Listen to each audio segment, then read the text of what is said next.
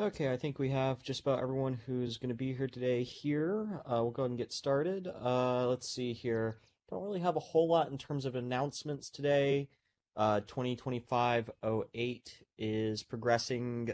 There's not going to be any content creation features in there.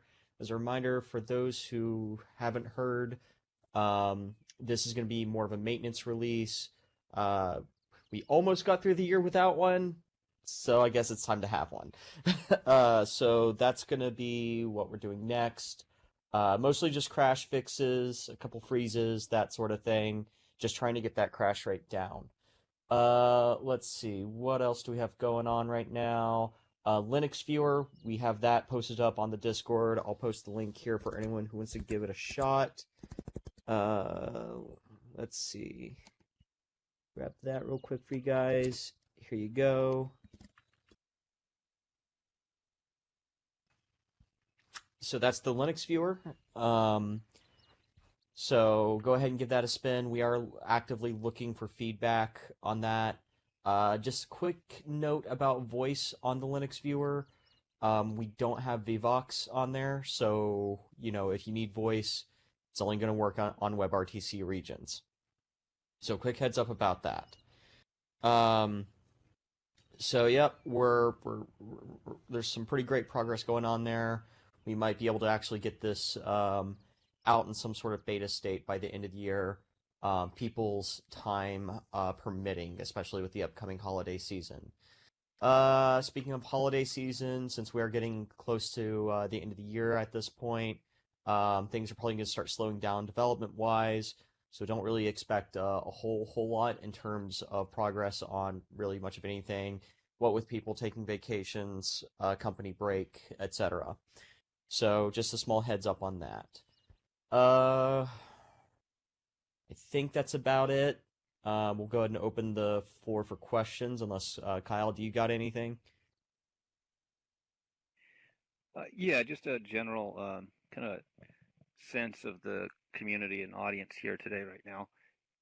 We've got this ongoing issue with YouTube and embed links not playing in world, where, and we've determined clearly it's got to do with some changes on YouTube's end, and that's fine, it's their prerogative. But watch constructed URLs, so youtube.com/watch, are working just fine, but that exposes all the YouTube controls, and I know people want to avoid that with the embeds. So can I get a sense from all of you how many people care about the use of the embeds versus just a normal YouTube link?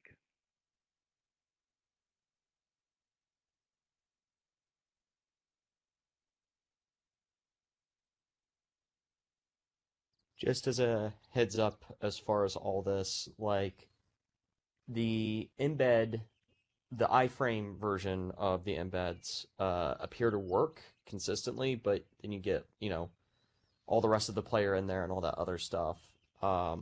It's the non-iframe version of the embeds that seem to break a lot. There isn't really a lot we can do about that. Mm-hmm.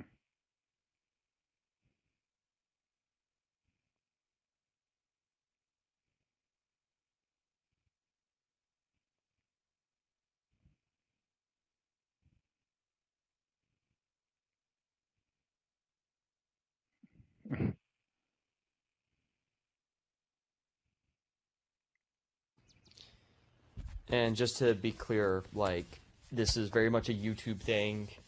It seems like we might have gotten caught up in the crossfire of them trying to crack down on video ripping and things like that. So we can try to come up with workarounds, but I would not be hopeful that those workarounds will stick.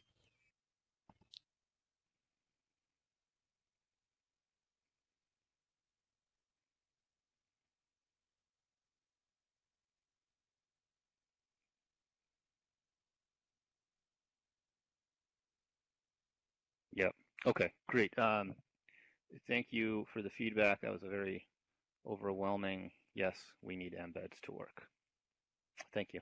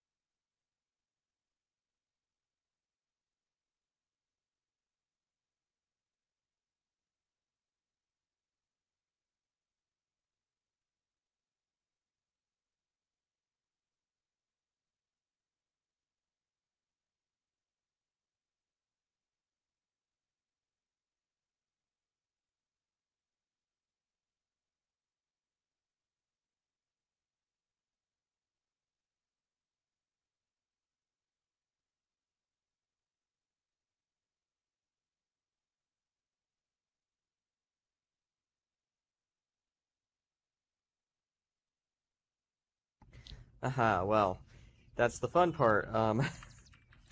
That this appears to have been YouTube trying to fix, well, another attempt at YouTube trying to fix the video ripping problem for them.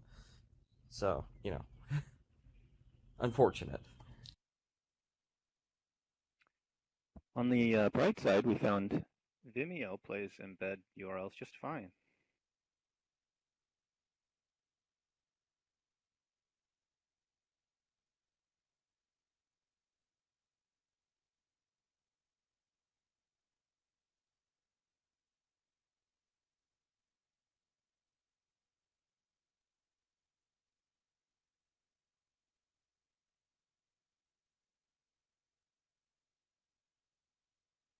Yeah, Sassy, from funny you mentioned Vimeo. We have found that that works pretty consistently still. So if you use like a paid service or some such, or just services that aren't YouTube, that seems to work pretty consistently. So if you're looking to go through and host your video somewhere and play it back in Second Life, Vimeo is one that we have confirmed and are actively using as a temporary workaround in a few different places on the grid.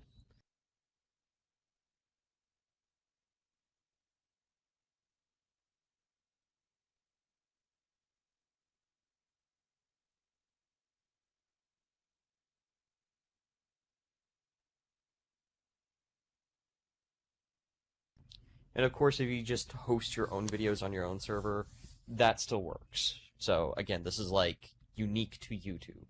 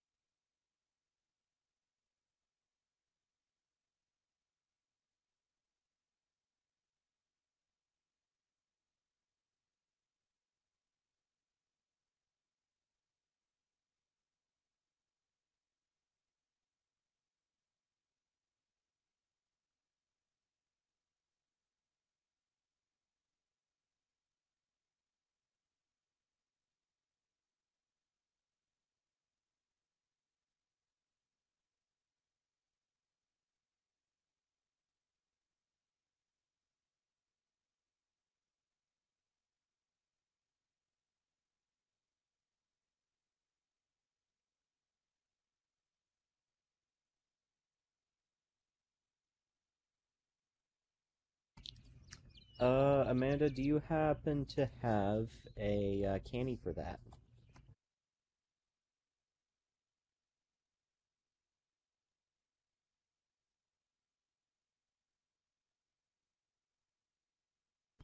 Which one?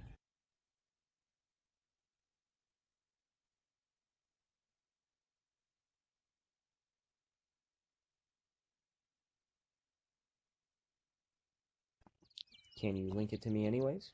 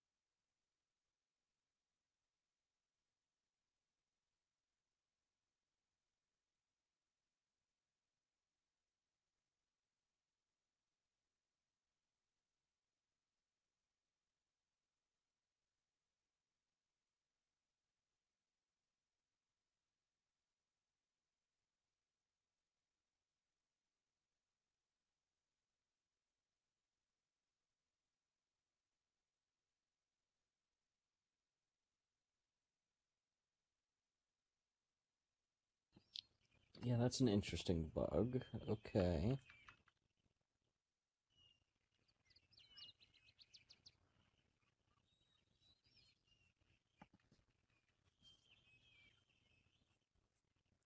Let's see, looks like Dan is already on it. Do we have a Dan here today? I don't believe we do.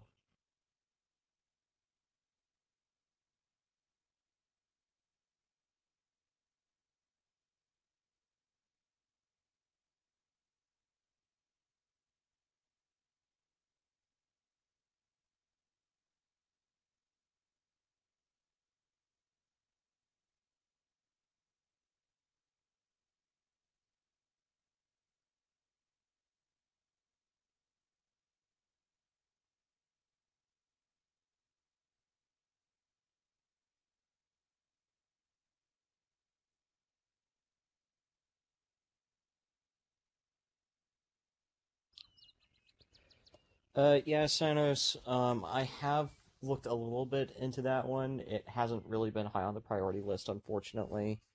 But it is noted, and it is reproducible, so...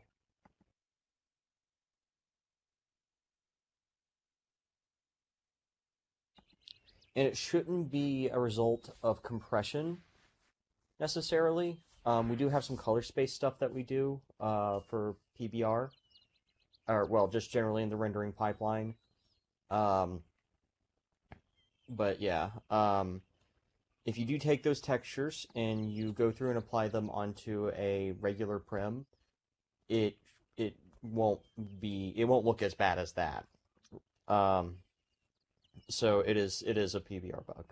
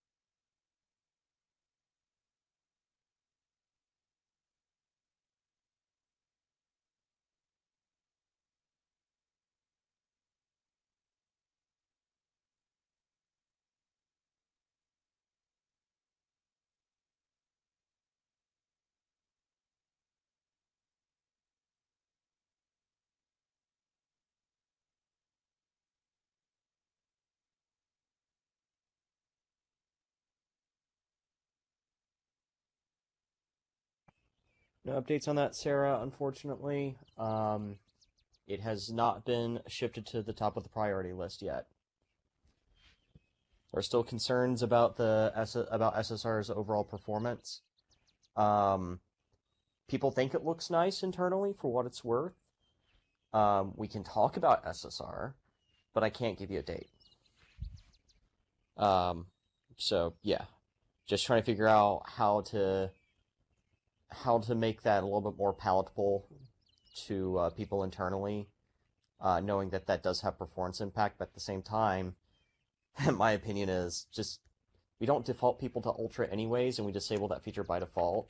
So maybe it's just something that we keep it that way whenever we ship it. So,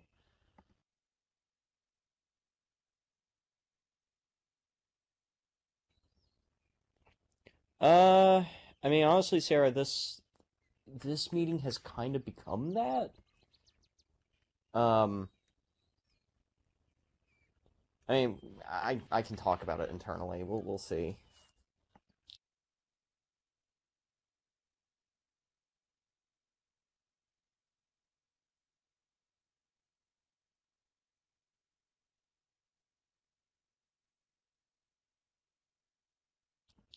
But generally, when it comes down to UI stuff, I am going to say this. Um, When it comes down to the viewer UI, people are extremely opinionated about which UI is best UI. Some people they love Viewer 1's UI still. Some people think Chewy was great. And the biggest improvement that we could have made in a post Viewer 2 worlds. There's still some people who think Viewer 2 was actually kind of neat.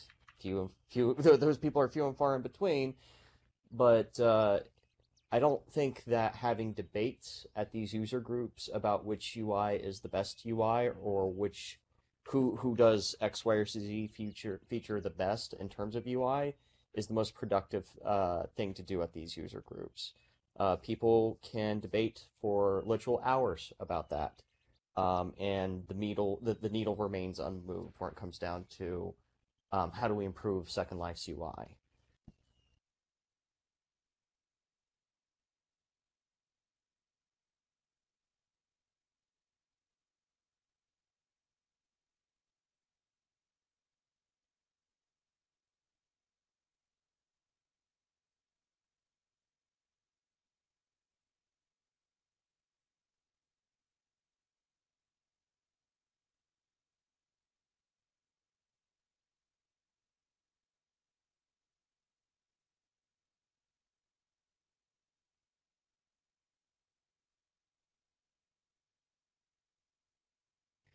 Yeah, Amanda, just post the canny in chat. I can take a look at it.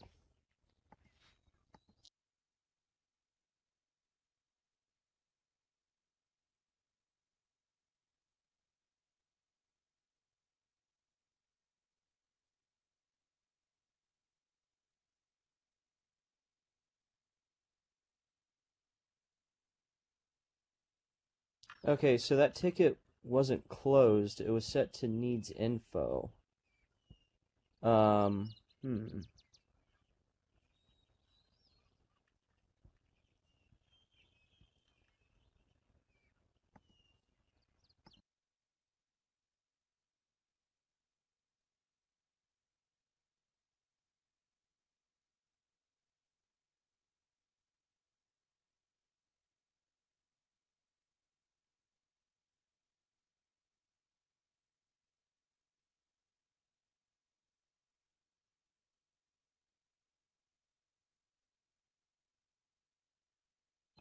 So it looks like this one might be a little bit more nuanced. Okay.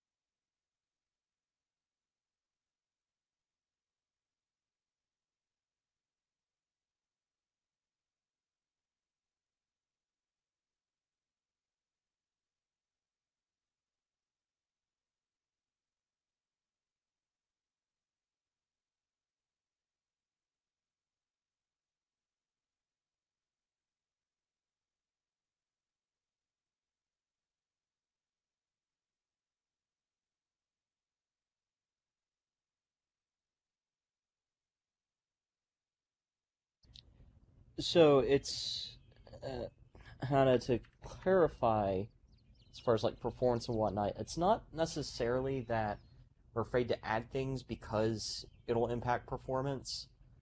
Um, like we do have to be careful about where we add things is the bigger thing there. So like let's talk about graphics enhancements.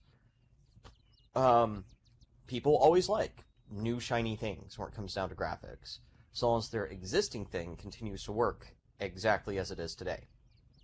That's kind of a big deal. As we have learned, and you guys have taught us, by the way, whenever we make existing things not look like they did before, people get upset. But anyways, if we were to go through and turn on a new shiny graphic-y thing and make that the default for everyone, then we do risk, unfortunately, impacting other people's performance. And given our overall hardware demographic for something like Second Life, it's more like a web browser. That seems to have been a constant over the years, by the way. You don't have a ton of people running like, RTX 5080s or hell, even RTX like 2080s. Like the high end isn't a super common thing, even generationally, for this platform. You do see a lot of people running like integrated graphics, whether it's from AMD or Intel. You do see people on a lot of laptop GPUs, and these things they don't they don't hit particularly hard when it comes down to performance. So we do have to go through and approach new graphical stuff very carefully whenever we go through and have discussions around them. Who gets enabled by default? Who doesn't? What quality setting is this going to get grouped into? And then, of course, once we release it, we oftentimes find out that, well, turns out on that GPU, X, Y, or Z GPU, it actually just crashes the viewer. So it is a very careful balancing act when it comes down to these sorts of things. Now, if, say, for example, we wanted to add blend shapes, that's a bit of a different discussion. Blend shapes, nowadays, if you have the right pipeline for it, aren't really heavy. And there's a better conversation around the performance impact of that because, well, we actually technically support them on the system avatar already. Um, but then it becomes a question of, okay, where do we prioritize that? It's no longer a performance conversation. It's a how important is this to improve people's lives conversation. So we kind of have to weigh all these different factors here when it comes down to our priority conversations for this stuff and what gets worked on and what doesn't.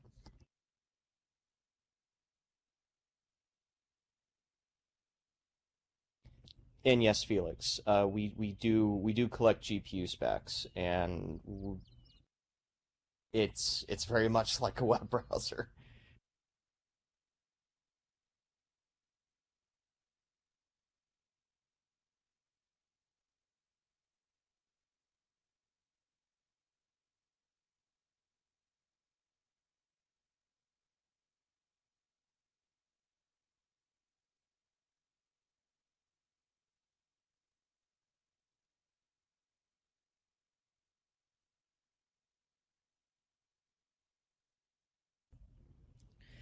What fraction of users have enough to enable shadows?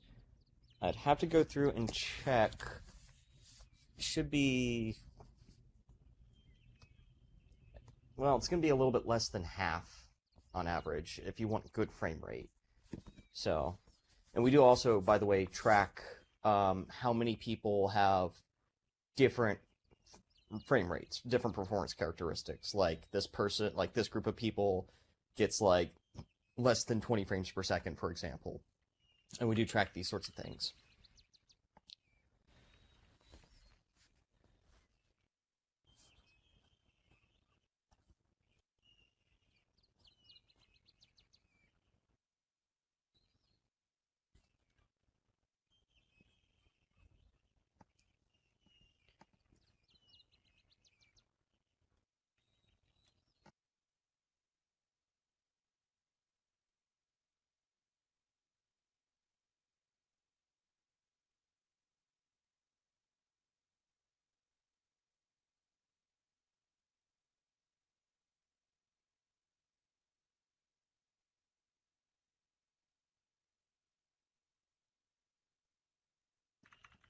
Yeah, Vulkan would be nice, but that's an odyssey in and of itself. A naive Vulkan port for a lot of engines oftentimes ends up being slower than OpenGL. But you know, you can make it way faster. It just depends on your engine architecture and how you use it. So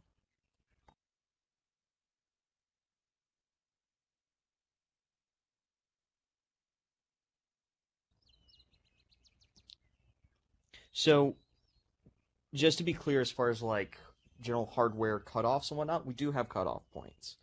But there's no like super set in stone rule for that. Other than, whenever an operating system finally dies or goes out of support, and all the drivers that were made for that piece of hardware died with it, for example. Um, but we evaluate that case by case. For example, right now we're actually evaluating dropping Mac OS 12 support because there's a lot of features that we want to ship with the viewer that require newer and updated libraries that just don't work under older versions of Mac OS. Um, so we do carefully, very carefully, consider what the impact of that is going to be.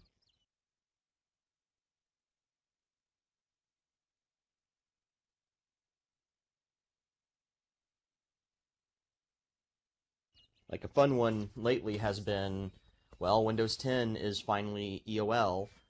Um, at least here in America, if you want free updates. And with that, that kills a lot of the older Intel HD 4000s, which were giving us a lot of trouble last year when it came down to PPR performance. So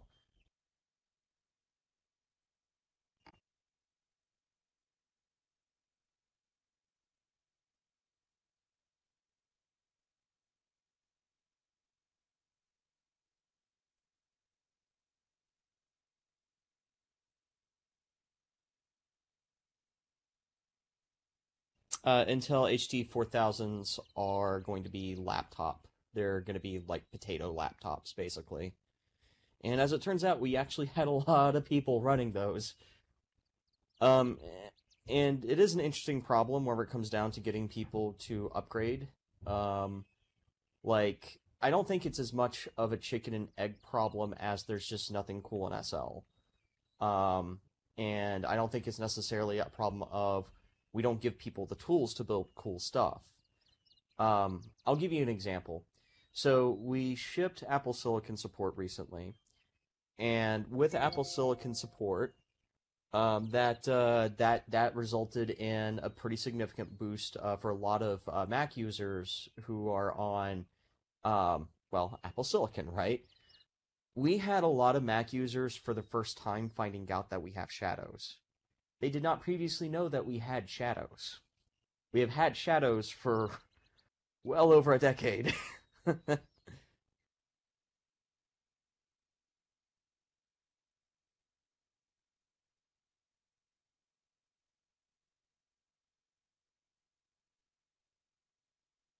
We actually conversed about this recently at yesterday's meeting, and things like that, like how residents don't know their shadows, seems to be a big problem. And it's often the case that somebody will turn around and say something like, I saw a designer once state that they didn't know we had tattoo layers something like 6 years after we had tattoo layers.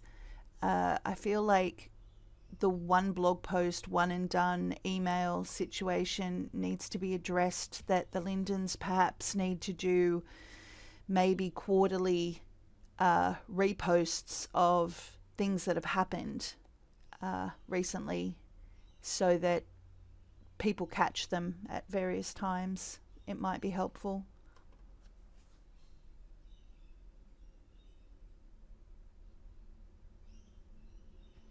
I feel like that we could run like an entire like YouTube short series on did you know Second Life has X? Shadows being somewhere on that list, so There's a lot of times when I've had to like point out to people that you don't have to turn ALM all the way off. You can like turn it on and just turn some of the features off, and you get most of your frames back. But you can still have the shiny lighting. Yeah, I know, but it's everything's quote ALM unquote now, so.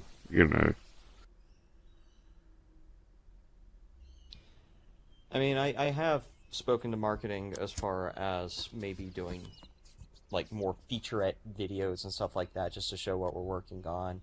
I don't know. Maybe there is an opportunity to do a did you know um, short series or something like that on YouTube, because I do feel like that, like especially with PBR, people have the wrong idea of how Second Life can look with the right content and with the right features enabled. So, Yeah, there's loads of misinformation floating about PBR, and been a bit depressing. Like, 'cause I want to put the best into what I'm doing, and like the whole how PBR was received. It was totally demonized.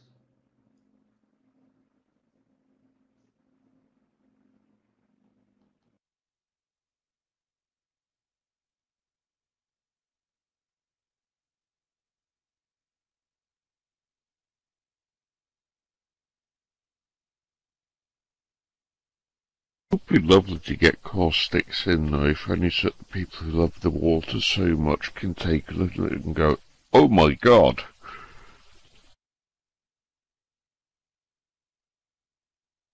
Before the viewer completely collapses because they tried to view it on an HD 4000.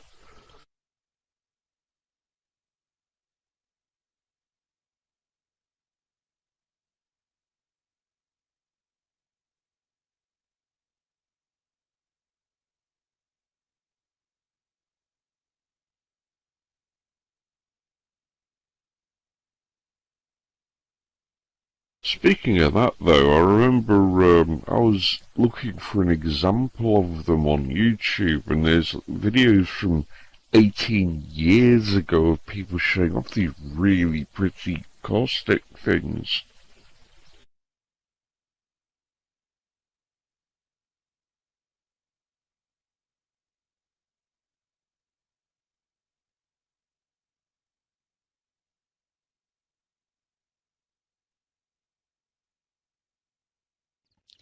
so warning users as far as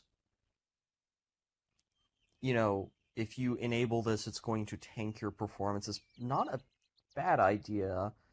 Um, but one pattern that I've seen in newer video games, like the Resident Evil games, the newer ones, where you go into the graphics settings and you start cranking things up, it has like a little graph that goes through and shows you, hey, this is how much VRAM you can expect the game to take up. Like, I always thought that was a really good idea. Yeah, you have a speedometer that can go towards a red line, there you go. Yeah, but those matrices, they're like based on a known variable. Like the game, they know how it works, but Second Life's full of just loads of different levels of content. Something might have 12 2K textures on or something. I mean, one thing we could do is, because, like, we do have telemetry inside the viewer. So, the viewer does actually collect a lot of stats about, you know, how much content it needs to load and so on. So it knows, like, what kind of, like, how much VRAM a given area needs, has different VRAM margins built in and so on. It could be one of those things where, we have a little graph or something. Just kind of walking through this in my head right now. We have like a graph that goes through and shifts and adjusts based upon, hey, this is how much VRAM you are going to need given the areas you tend to go to. That could be interesting, I think. But also, there's other things that we have a pretty decent idea of what the baked-in performance cost is going to be. So like VRAM is one of those things. We have like the little texture LOD drop down in advanced graphics preferences. So you can go through and limit. Okay, this is the highest resolution texture I want, for example. So that is something that where you have that variable there. But then like say for example, um, mirrors. Mirrors can get pretty heavy, but generally we have a decent idea of what that cost is going to be with and without it. We can probably tell you, okay, well, if you enable this, you can expect this much of a jump in resource usage, for example. I wonder what kind of work it would take to make some kind of standard set of benchmarks.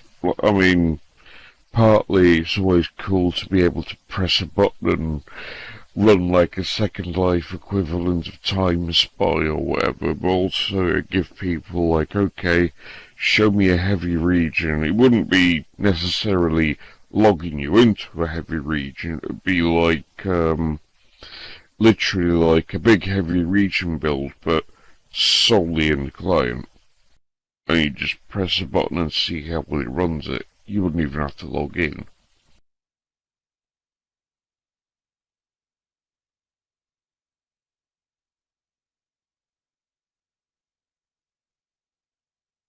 See now somewhere like here as being a fairly light region versus you could have some region full of single prim high def horribleness with a ton of super high def virtual avatar type constructs in it, and see how well the computer performs in those cases.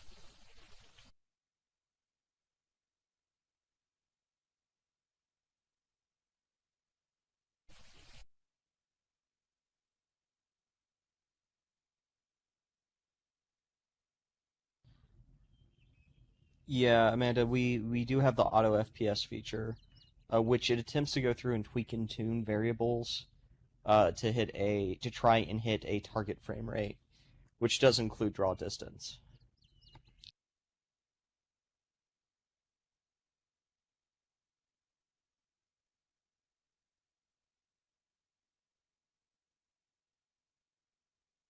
If you're in the default viewer, that's going to be the graphic speed button on the left, on the bottom left button bar, assuming you have default layout.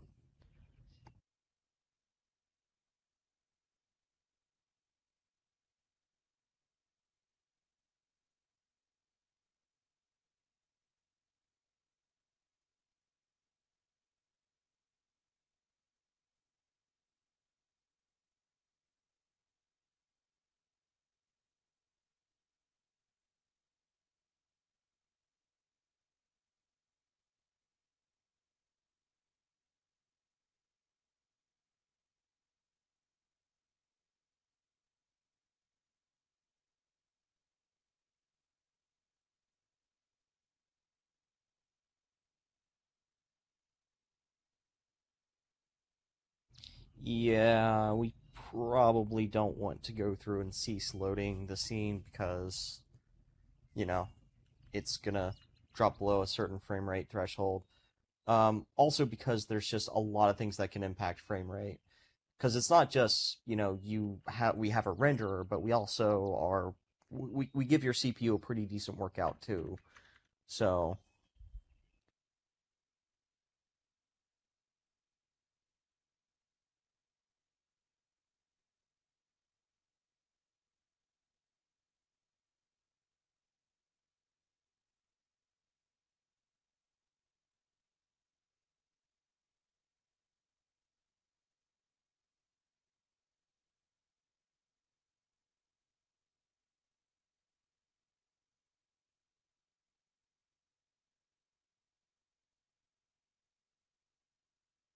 oh, I know, Christy.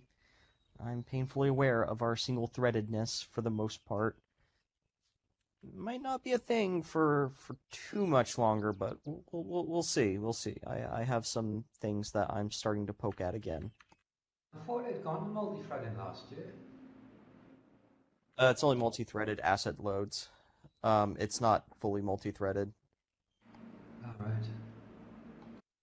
I was gonna say, I've seen every single core on this laptop get blasted when it comes into a region. Yeah, I mean that's just the asset loading though. You kind of have to have multi-threaded asset loading for something like Second Life. Um, but there's other places we could do much better in terms of threading. So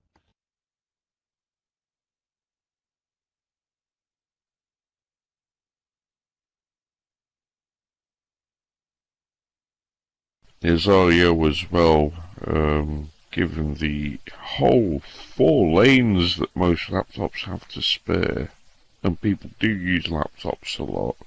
Even desktops, once you put a graphics card and a drive in, that's your lot.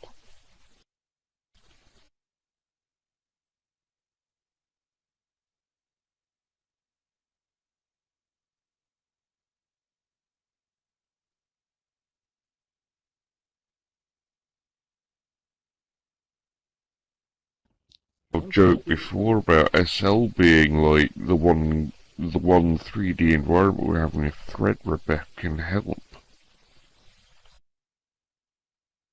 I am hoping to go through and get some more async stuff into the viewer. One of the bigger parts of the viewer. This is probably more of an open source meeting topic, but um, inside the viewer we have these things called coroutines, which aren't exactly threading.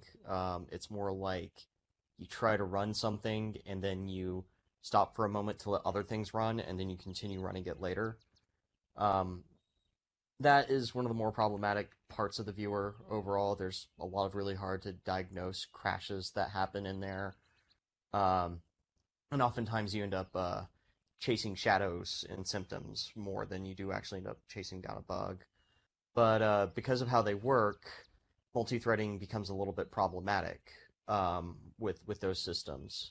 So one of the things we want to eventually do is get rid of the coroutines and actually introduce proper multi-threading for a lot of the lifting that those things try to do, which would yield much better CPU utilization overall. So just kind of get a lot of that stuff from outside the same threads that the rendering pipeline is in.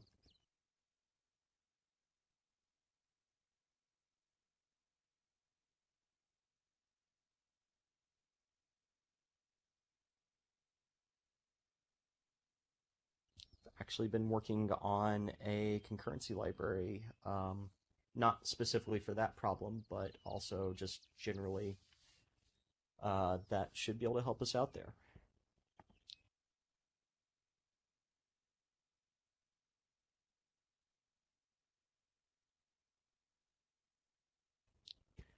HUDless mouse walking. Okay, what's this?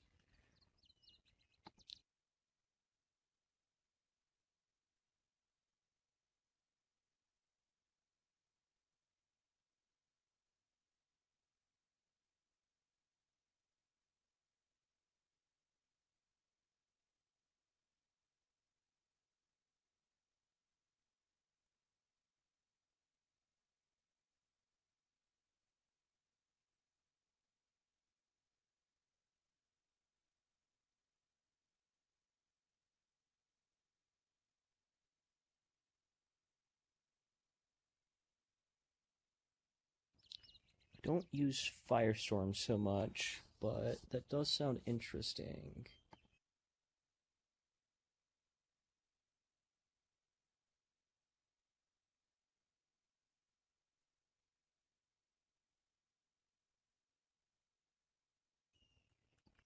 I mean, if someone wanted to contribute that upstream, I would certainly be interested to review that and see if I can get that into a release vehicle.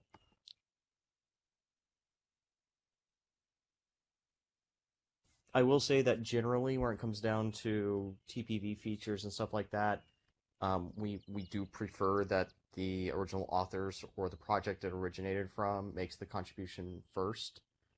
Um, Mostly so that we don't make downstream projects like Firestorm, for example. We don't make the maintainers of those projects their lives more difficult.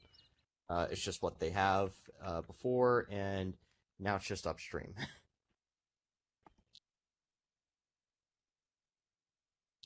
Yeah, it might not be a bad idea to raise it at the open source meeting next week.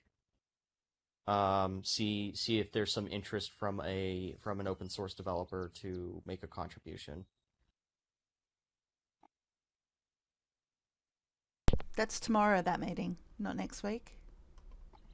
Is it tomorrow? Let me check my calendar. Yeah, it's on the calendar as tomorrow. Oh, well, okay. Have a little bit of a conflict this month, I guess, but that's okay. We'll do it tomorrow.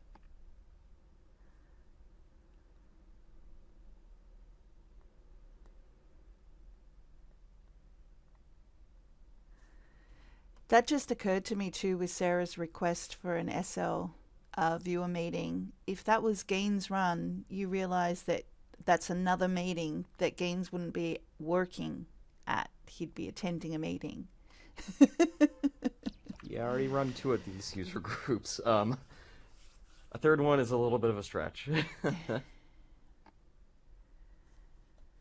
Well, it is work. And I I just would- meant he's not working on a project. He'd be at the meeting.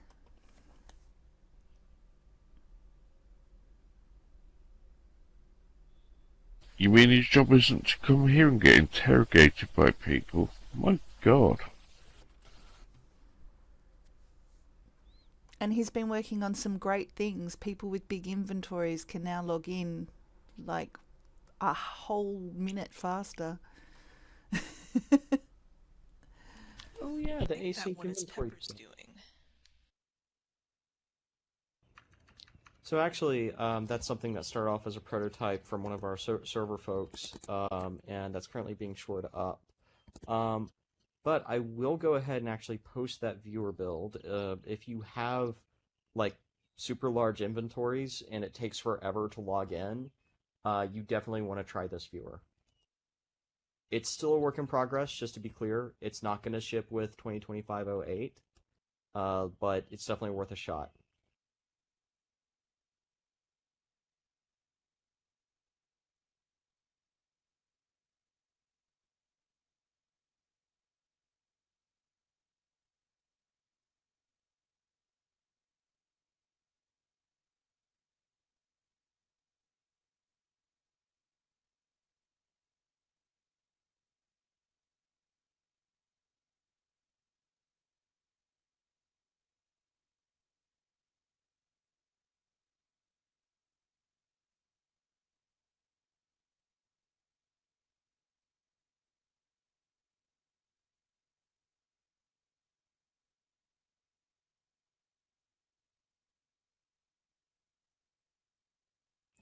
So far, we've gotten some pretty good feedback on that. Sasy was one of the first people who tested it.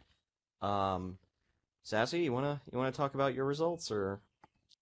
Sure. It's been really great. Going from like over a minute to log in on a regular viewer to being able to do it in less than half a minute is wild. There were some things like I was logging in really fast, but then it was taking a little bit for my inventory to load. But that was the first login. After it was cached, it was fine after that.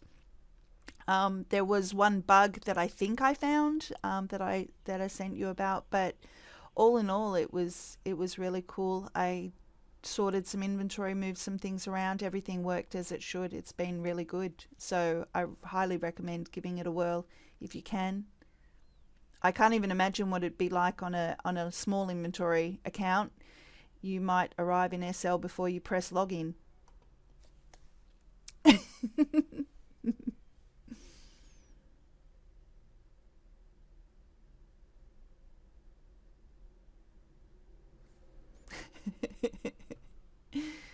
Sarah just wants me to say that Philip set it on fire.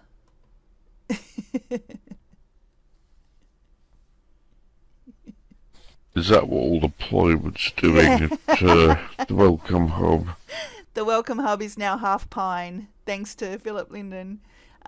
He covered up all the Senra market and extra add-ons and the videos so that new residents aren't being confused because they're unaware that they're in legacy bodies and the welcome pack on arrival. So they were going down a rabbit hole that was causing a lot of confusion. Yeah, speaking of viewer being like a web browser, I'm wondering where the Welcome Hub feels like a 1990s GeoCities page now. It's under construction. It is really The only helpful, thing it's though. missing is made in Notepad. It's not officially, it's not like gone. It's just that what was happening, Hannah, was that we still had a really large area at the Welcome Hub that was to let people add to their Senra experience, but they weren't logging in Senra because now it's not the login by default. The avatar welcome pack is. So they're in legacy bodies. So when they were trying on Senra clothing, it didn't fit. When they were watching the Senra videos, it didn't make sense. So they were getting quite overwhelmed. And I dealt with a couple back to back, and I let Philip know, and Philip just, covered it all up because he doesn't want it to be harder for new residents. So that's sort of a good news situation.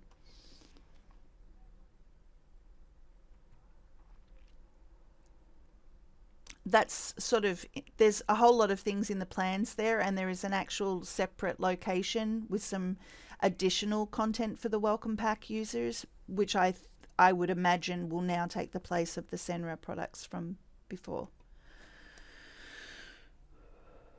As long as that store is very careful with how it does the vendors, because I think that's part of the thing that damages a lot of regions. I mean, even the Firestorm welcome area, when you go in there, I'm not hitting 60 FPS like you do here because there's tons and tons of these individual primitive one item in. Which is great for newbies coming in and being like, I can have that one, I can have that one, I can have that one, but, if all of them were a draw call each.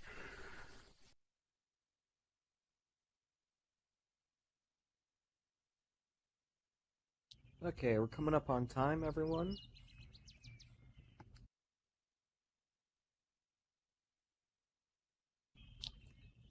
So, yep, I guess I'll probably end up seeing at least a good few of you here tomorrow for the open source meeting. And I guess this month we're just going to have back-to-back CCUG and open source meetings, which is fine. That's Yay!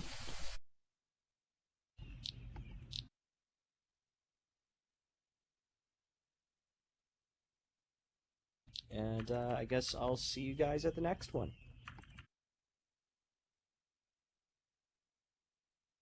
Thank you, everyone. Have fun.